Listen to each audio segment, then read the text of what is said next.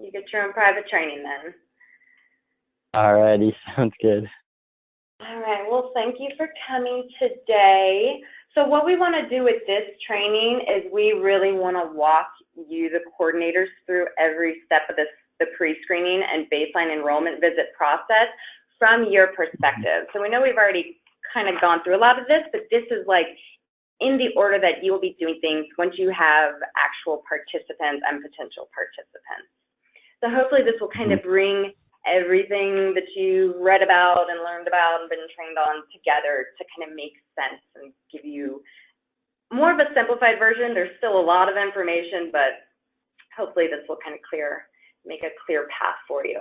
So just to start out with some general coordinator information, our current version of the protocol is 4.2 and it's located in Zythos. Have you been able to get into Zythos okay and see all of your documents? Yeah, yep. Okay, great. Well, if you ever have any issues, just let myself or Michelle know. Okay. For the consent and assent forms, the current version of the consent is 1.4. For the master, the current master assent version is 1.3. You also have your site-specific consent and assent forms that only you have access to. No other sites have access to anybody else's site-specific forms. We are, as I think you know, planning to make some changes to the current consent and assent forms, where we're going to remove the staff listings just to hopefully troubleshoot down the line, not having to do a bunch of new IRB approvals as staff changes happen, because as we know in research, that tends to happen. That's just the way it is, which is totally fine. But hopefully this will troubleshoot some extra work and confusion down the line in terms of sites having to keep getting new and approved forms. And again, all of this is located in Zythos, so you should have access to the master versions as well as your site forms. And then again, Zythos is where we're just going to be posting everything, all of the IRB approved documents, all of the SOPs and the corresponding documents. And if you have any access problems, just let us know. Melissa, did you just join the call? I just saw your name pop up. She might not have pinned in yet. She says, oh, hi. She says, yep. on the notes. Joining. This is Sally doing the presentation. Michelle is here as well, and Alex from GI Care for Kids is on the line as well. And you haven't missed much. We just started. Right now, we're just running through some basic coordinator information. And what we're going to do in this training is walk you coordinators through the pre-screening and the baseline enrollment visit process. So you are up to speed as of this point. REDCap is where we're going to centralize all of our data collection forms. It's an electronic database where all of the forms will be located electronically, as well as you'll be able to print out PDF versions of each of the forms from REDCap that you can use during site visits. The dietitians can use during site visits or during their follow-up phone calls, but it's up to the coordinator. It's your responsibility to make sure that any information that is put down on paper forms is entered into REDCap electronically.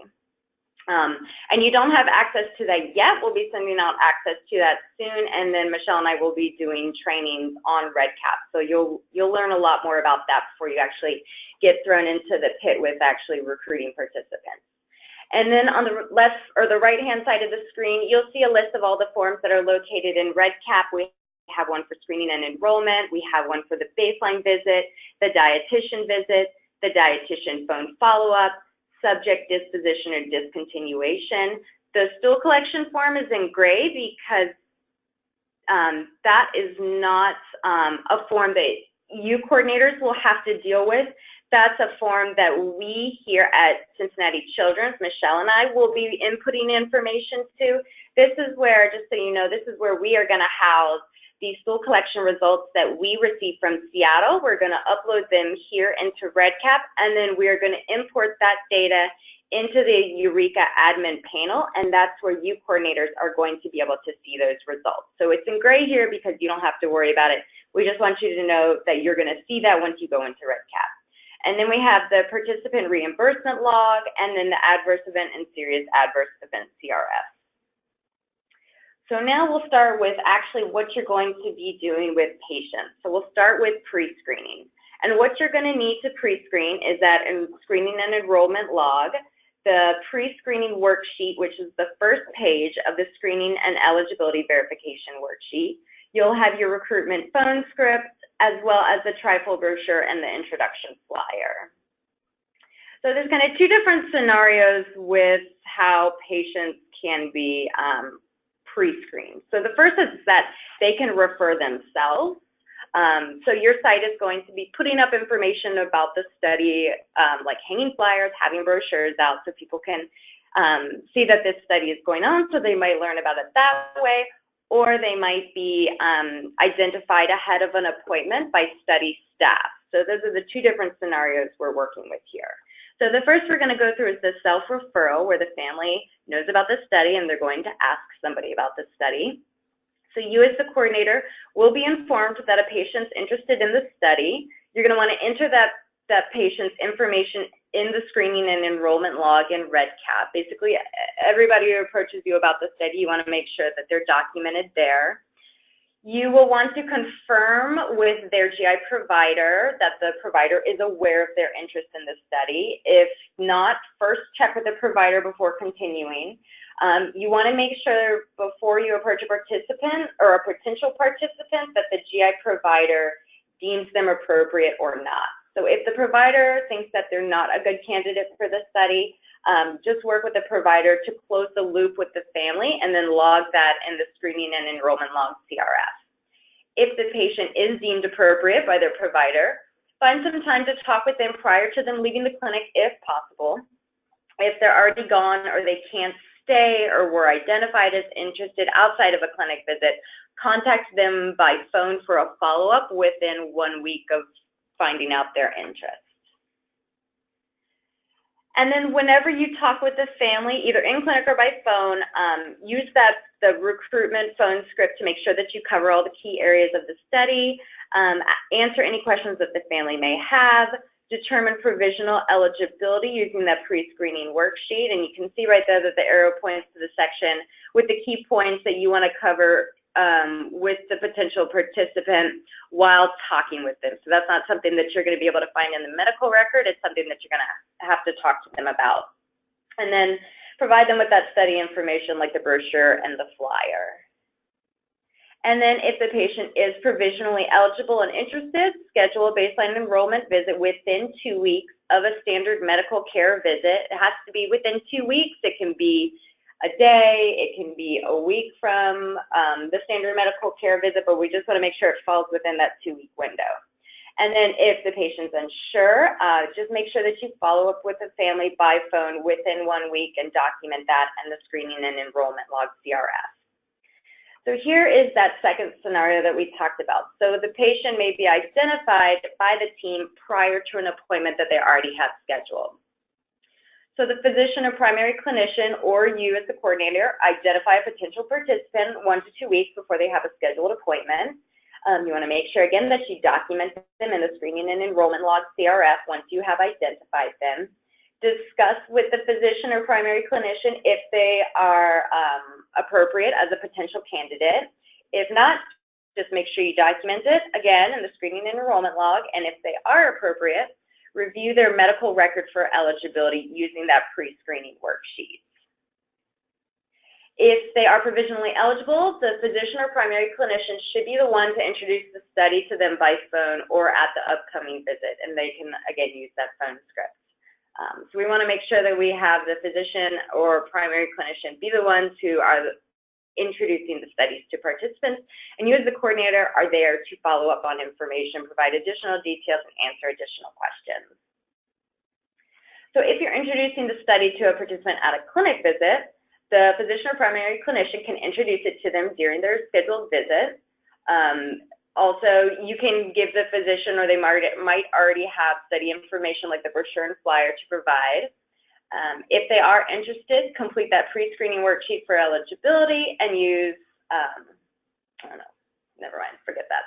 Yeah, just document it or use the pre-screening worksheet for the provisional eligibility.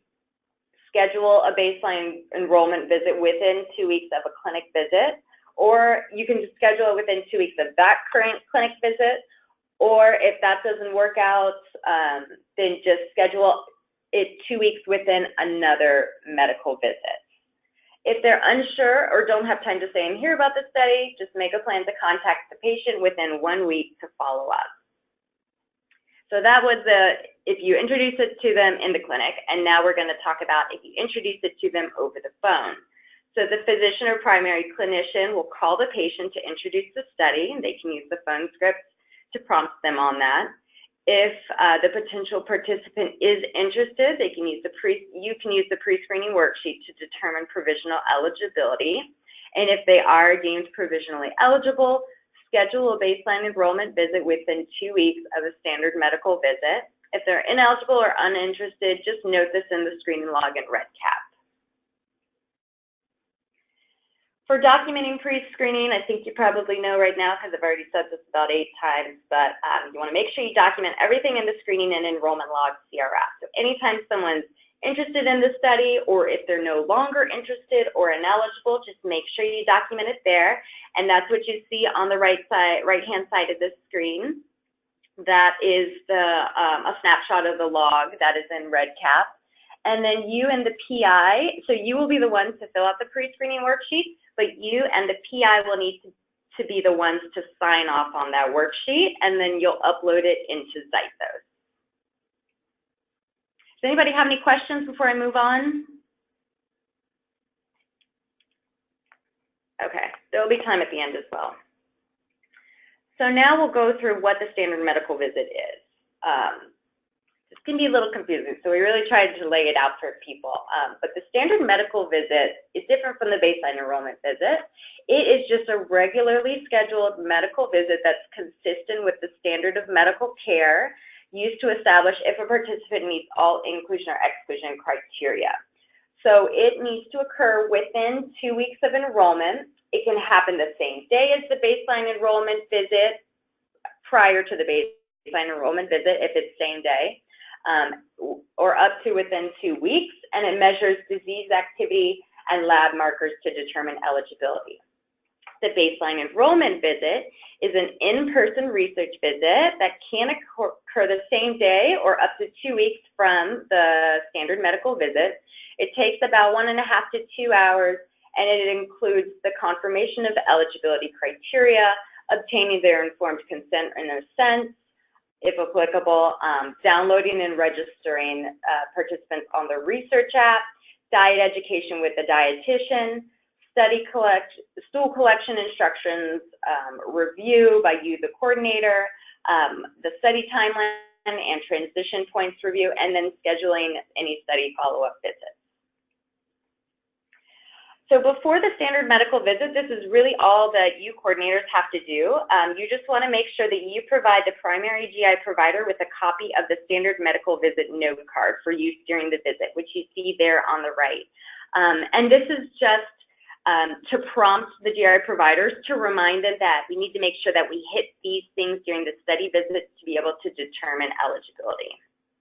Providers may use this, or they may just already know, but you just want to make sure that you have it there to provide to them.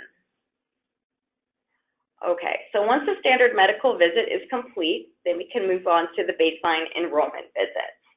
And there's a lot of different information that you're going to need for this visit. For use with the participant, you're going to need your consent and assent forms, if applicable, an informed consent process note, the HIPAA document, if you have a separate one for your site, your produce frequently asked questions document, the app quick start guide, stool collection instructions, next steps handout, one stool collection kit, and the stool collection instructions and the next steps handout, as you see there, those are already included in the produce participant folder, which you will also have to give to the participants. For the dietitian, you're going to want to give them 5 sets of the 3-day diet diary. This is all 5 that the participant will be completing over the course of the study. So we'll be giving them all of their diet diaries up front. And then you're going to also want to have the produce diet handouts that are in the participant folder. And then for yourself, you're going to want to make sure that you have the screening worksheet, the baseline enrollment visit checklist, the informed consent checklist, the consent form signatures guide to kind of walk you through where people sign on the consent form if you need that, the study visit tracking log, the screening and enrollment log CRF, the baseline visit form CRF, the dietitian baseline diet education SOP for reference if you need it, and the diet diary SOP for reference if you need it. So to prep for the visit, you want to ensure that the baseline enrollment visit is occurring the same day or up to 2 weeks after a standard medical visit. You want to make sure that at least one parent or legally authorized representative is present who meets the following criteria. You want to make sure they're the person who's responsible for cooking for the family, the person who will be consenting for the study.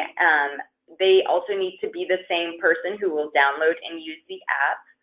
And just to note, if 2 parents or legally authorized representatives are present, only one will technically be enrolled in the study, and that needs to be the person who cooks, who signs the consent forms, and who downloads and uses the app.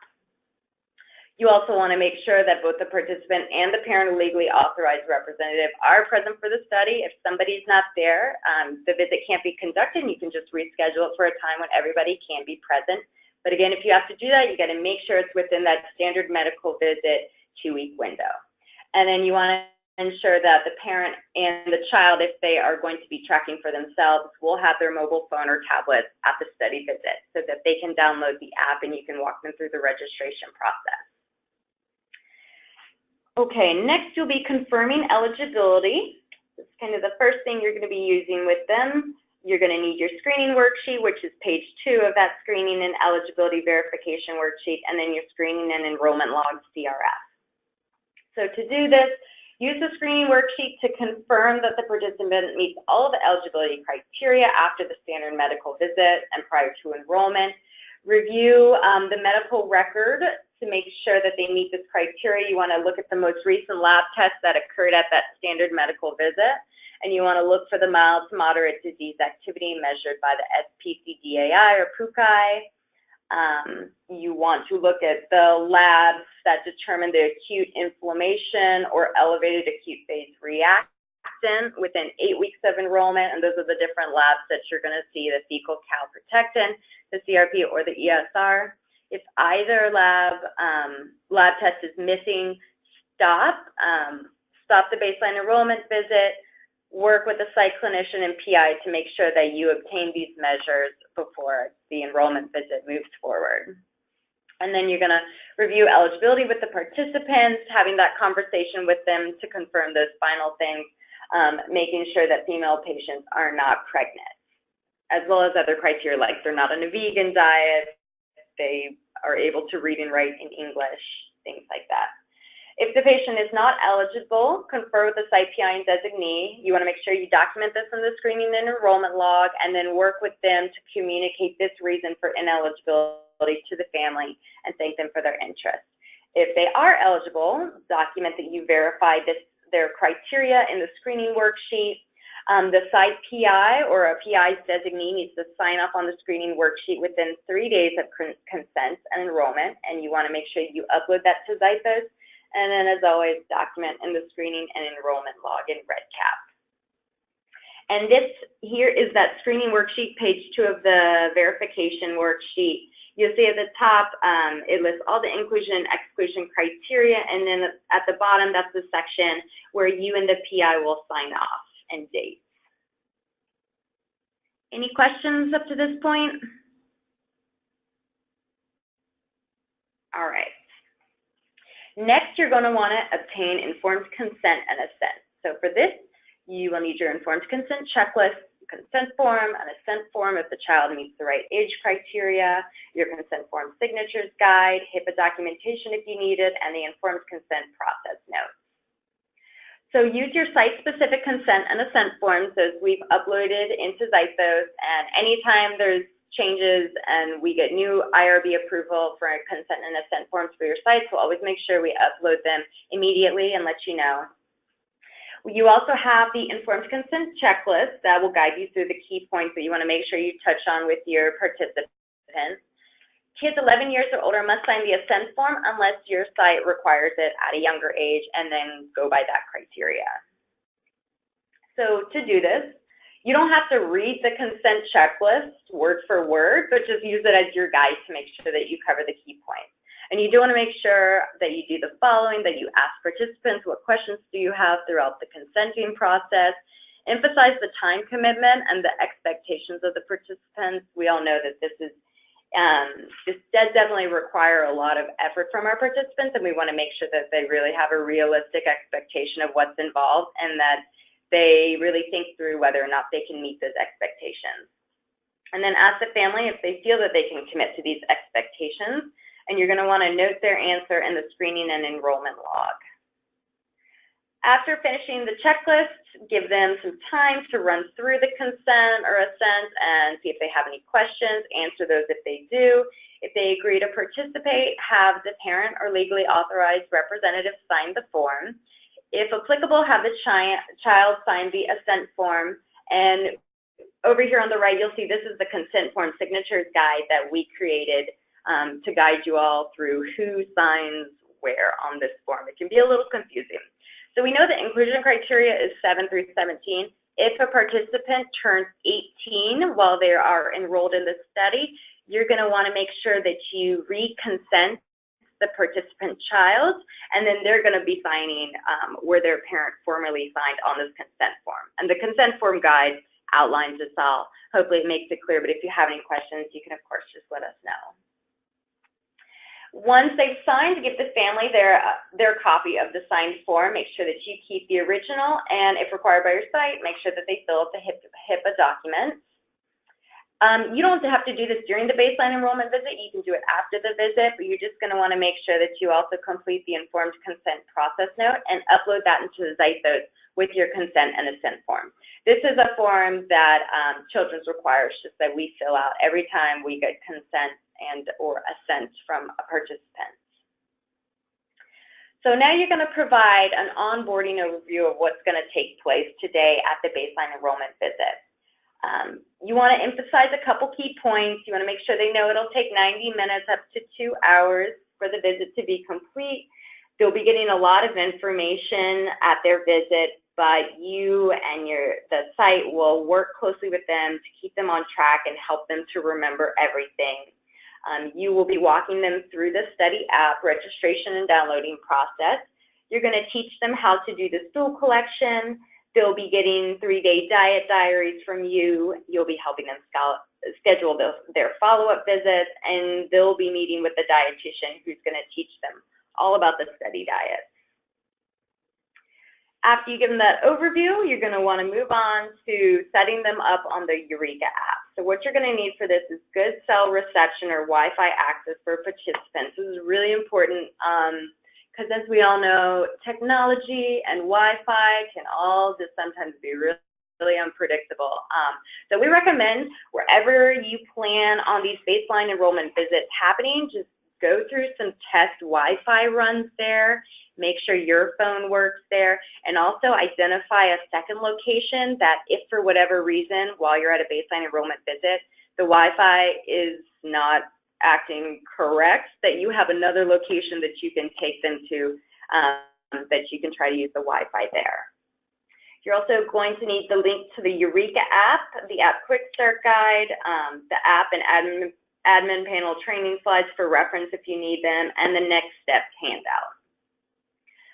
So first you want to introduce the app to them, provide them an overview of how the app will be used in the study. If the child is 14 years old or greater, determine if they will participate in the study and if they want to use the app. If they do, if they're interested in participating, you'll need to have the parent indicate this in the app as you're registering them. And we went through this in the app and admin panel training that we put on before, so we've kind of showed you this in detail, so we're just kind of giving the summary here. But you can refer back to those slides for more detail about where this occurs in the app downloading process. It's important to note that this is the only time that they can decide if the child will use the app. So it's not possible if they change their minds to go back and have the child be able to use the app. Like, this is the point where they have to decide if the child plans on tracking. Make sure that you review the expectations for using the app. We know that they're going to be answering questions every day, ideally, so we want to make sure that they know that for the next 8.5 months, they'll be answering questions on the app every day. Help the parents or legally authorized representative to download the Eureka app and set up their account. You have the training slides that walk you through that screen by screen. We've also provided the app quick start guide that walks you through this as well and gives you step-by-step instructions. Emphasize that even if both the parent and the child plan on tracking, the parent must track during the baseline period at least 50% of the time, or they will be withdrawn from the study. And only one parent can have the app on their mobile phone, as we discussed before. Sit with the family while they complete all the activities on the app. They're going to have those baseline surveys that they're going to need to complete, so just make sure you're there in case they run into any issues or have any questions. Start by walking them through the registration screens. If the child is 14 years or older and wants to track, they will receive a text while the parent is registering, and that text will indicate that the child can then register. You can walk the child through downloading the app and setting up their password at that point. Like I said, walk them through all of the surveys that they're going to need to take. When all questions are complete, give the family an orientation on the features of the app. There's the home page, the impact page, the profile page. Those are those 3 buttons that are located at the bottom of the app, if you remember that from the training. And then just explain the notifications that they're going to be receiving every day. Also explain that you'll be monitoring their progress throughout the study while they're participants, and that you will be reaching out if the family is not entering data. You'll be reaching out basically to see if there's any barriers or they're having any technical difficulties or anything like that to help troubleshoot them. You're not going to be there kind of to penalize them. You're there as a resource to help them to do their best so that they can get the best results for their child. And then once they've gone through all that, open the admin panel and confirm that the participant is there, listed on the participant list, and you can see on there which diet they've been randomized to. And then you can communicate the diet that they have been randomized to the participant as well as the dietitian when they meet them for the diet education. Any questions on that? Okay. Stool collection kit will be the next thing that you go through. What you'll need for this is the 1 stool collection kit to give to the participants. The stool collection form, which is located in the kit, as well as the stool collection instructions, and those are going to be located in the participant folder. So you'll want to provide an overview of the stool collection kits and explain their rationale. Let them know that they'll be collecting stools 5 times over the study. The first time will be during that baseline period, and then once during each time of each diet phase that they're going to be going through. From the stool, we'll be using that to measure inflammation, which is going to tell us how their bodies are responding to the diet.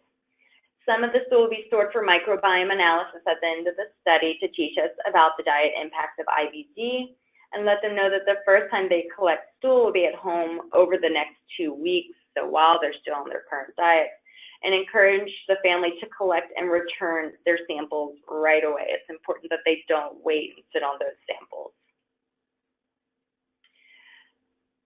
You'll also want to let them know that you'll be giving them 1 stool kit today, but they'll be getting their other stool kits as they move through the study and come back for subsequent in-clinic visits. Remind them that when they get home, they need to put those ice packs that are in the kits in their freezers. Again, let them know that they'll be collecting their samples during the last 2 weeks of each of the 4 diet periods, ideally around week 7. And it's really important that they know that they won't be able to advance to the next diet stage without sending in their samples. It's also very important that they know that they should not collect or mail samples in on Thursday afternoons through Saturdays, because there's no guarantee that the samples will get to Seattle or that there will be staff at Seattle on the weekends to receive those samples.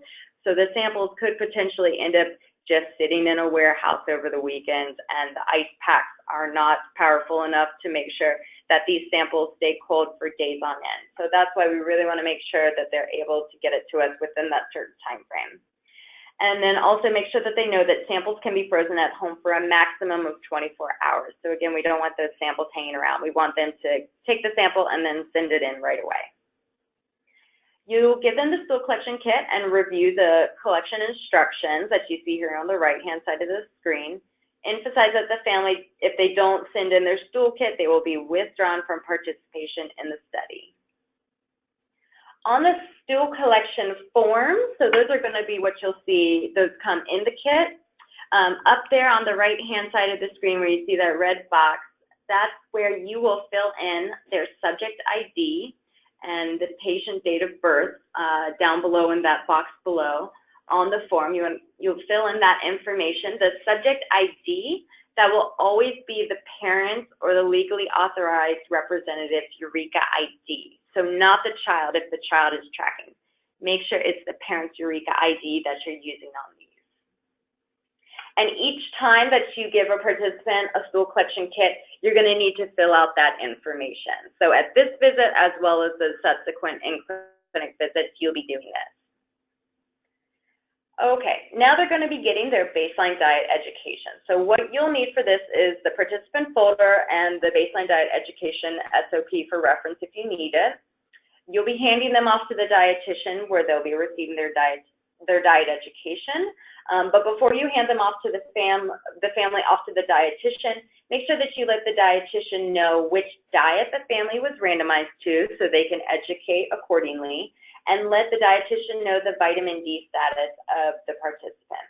If it was obtained at the standard medical visit, give the dietitian that result. If no vitamin D status results are available, just let the dietitian know that as well. And before handing the family off to the dietitian, make sure that either the family or the dietitian has that participant folder, because that has a ton of the diet education materials in it. And then you can refer to the baseline diet education SOP to see what's happening during this part of the visit if you need to. Okay, then you'll be going through, once they complete the diet education, you'll be giving the participants diet diary instructions. So you won't need to tell them how to fill out the diet diaries. That's what the dietitian will be doing during their visit. You're going to talk to them more about returning the diaries and what's going to happen. So you want to make sure that you give the participant 5 blank diet diaries. All of those are in the participant's folder. And you'll make sure that you also have the next steps handout that's in the participant folder. So the participants will receive all 5 of the diet diaries, as we talked about, at the baseline enrollment visit. And you or the dietitian need to fill in the information on the top section of the front page of the diet diary before sending them home with the participant. So that information is just kind of like participant information as well as which diet they're on. And you will also need to write the subject ID, which will be the parent or legally authorized representative's Eureka ID in the top left-hand corner of each page of each diet diary before sending them home with their participant.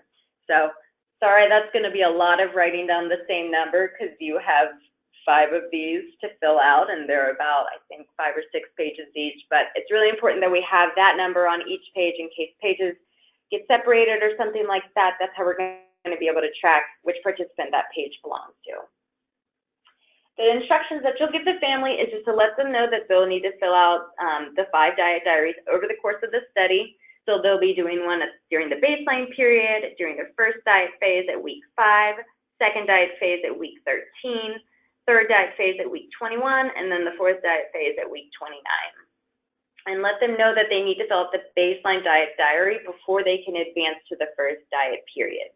And again, the dietitian is going to give them the detailed information about how they fill out the diet diaries. You're also going to want to make sure you give the participants some return instructions about the diet diaries. So let them know that the diet diaries need to be returned as soon as they're completed.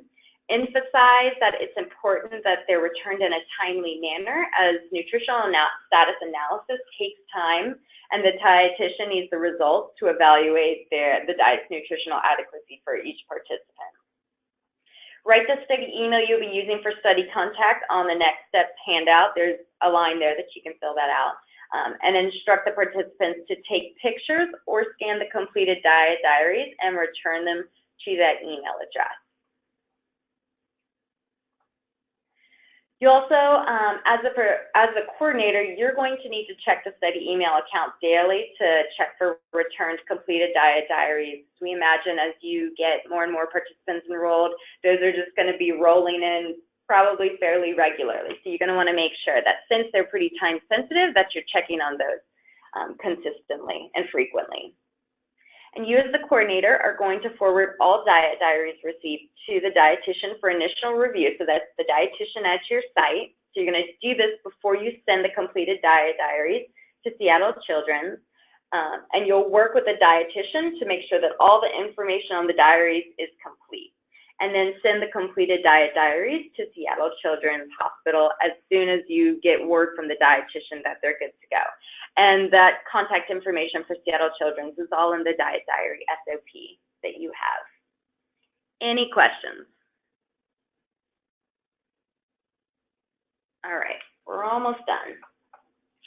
So next you'll be scheduling follow-up visits for the participants. You'll need the next step handout to do this.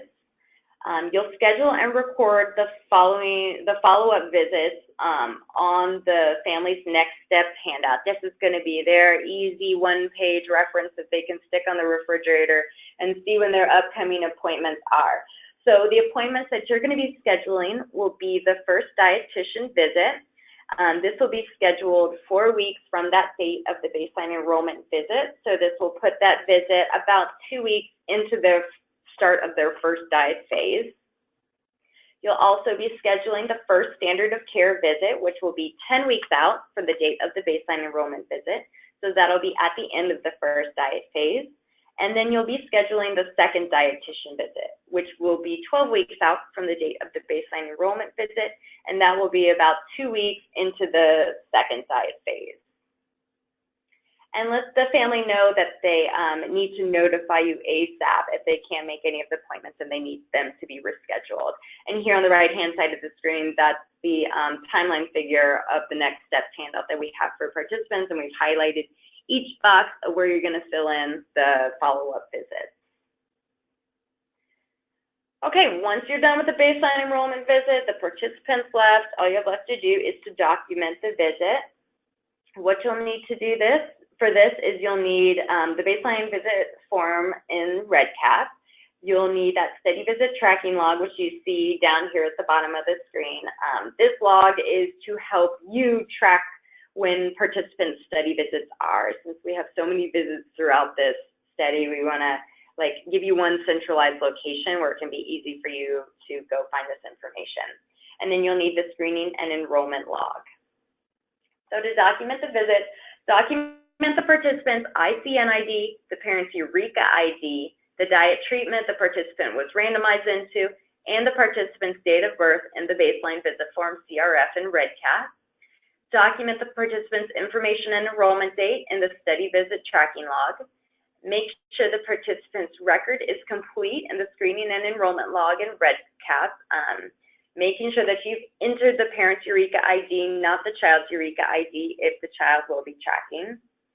And then you're going to need to upload the following documents into Zythos: that pre-screening worksheet, the screening worksheet, your signed and completed consent and assent forms, any HIPAA authorization documents, and the informed consent process notes.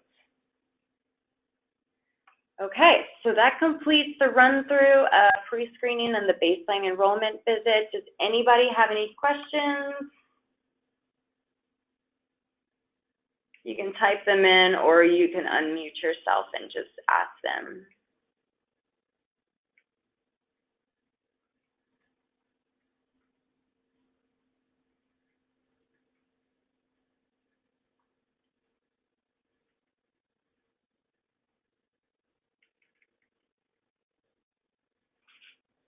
No questions? Okay, well, if you have any questions, feel free to reach out to myself or Michelle. You can ask us on the Friday huddle calls that we have. Yeah, anytime, or on our site activation calls when we have this with each of your sites. Okay, well, if there are no questions, then I think you all get 15 minutes back. Thanks, everybody. Thanks, everybody. Take care.